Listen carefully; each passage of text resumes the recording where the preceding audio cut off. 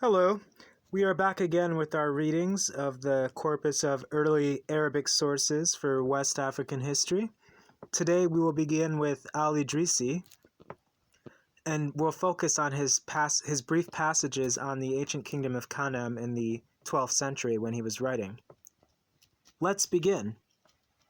Tamalma is a small town in the land of Kawar, very populous, with many inhabitants, but without a surrounding wall.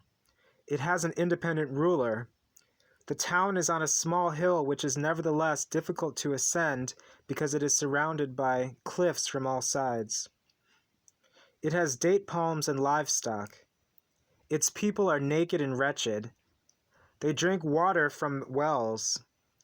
The water level is very far down beneath the surface of the earth. There is a mine of alum, shab, which is not of very high quality.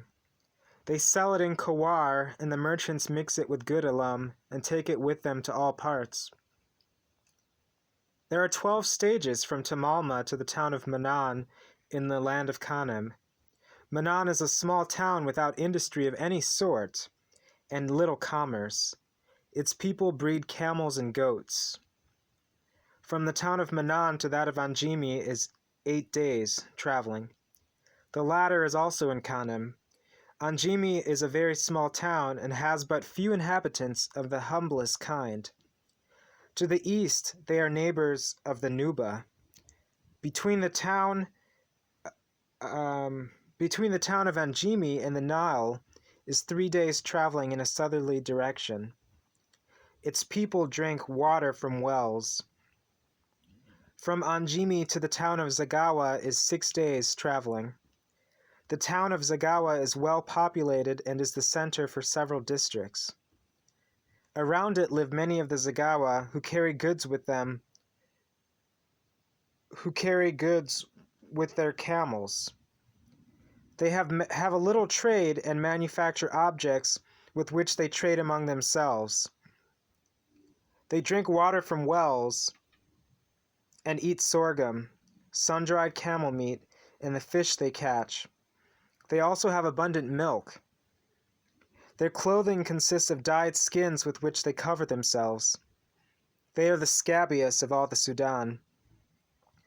From the town of Zagawa to Manan is 8 stages. In Manan lives the ruler and governor of the country. Most of his men are naked archers who shoot with bows. From the town of Manan to the town of Tajua is 13 stages. This is the capital of the Tajua people, who are pagans and do not believe in anything. Their land adjoins that of the Nuba. Another town in their country is Samna, which is a small town. A traveler who had been to the country of Kawar related that the ruler of Bilak, who was a governor on behalf of the king of the Nuba, turned against Samna and burned and destroyed it, scattering its inhabitants in all directions. It is now in ruins. Samna is 6 stages distant from the town of Tajua. There are 18 stages from the town of Tajua to that of Nuwabia, from which the Nuba traced their origin and derived their name. So, al-Idrisi's brief description of Kanem and the lands between Kanem and Nubia is quite revealing in some aspects. It tells us that one of the main cities in the Kawar region was an independent town, and al-Idrisi does not mention Kanem rule or domination over the Kawar, at least in this period, based on his sources. He also describes some of the early towns of Kanem, specifically Manan and Anjimi. From Ibn Sa'id, we learn, who was writing a century later, we learn that Anjimi or Njimi became the capital of Kanem at some point after their kings converted to Islam. Already by the time of al-Idrisi's writing, the king of Kanem should have been a Muslim, perhaps for a few generations already.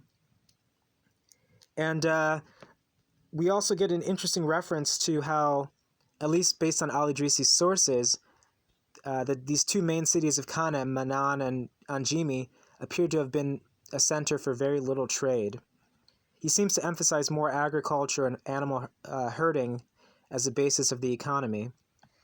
What's intriguing is the reference to a town called Zagawa further east of Anjimi, which seems to have been the major center of trade and commerce in the region.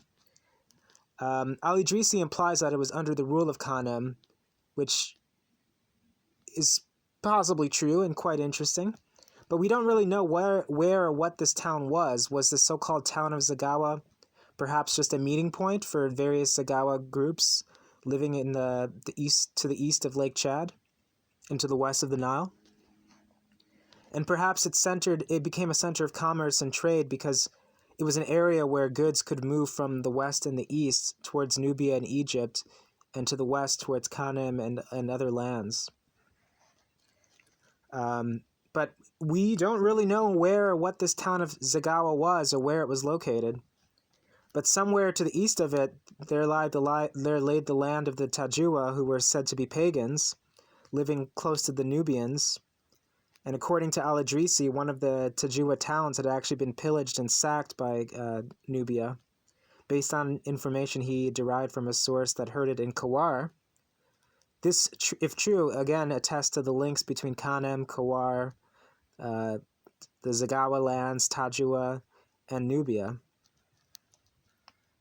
A lot more work remains to be done on understanding this period in Kanem's history in the Lake Chad region and the Kawar region.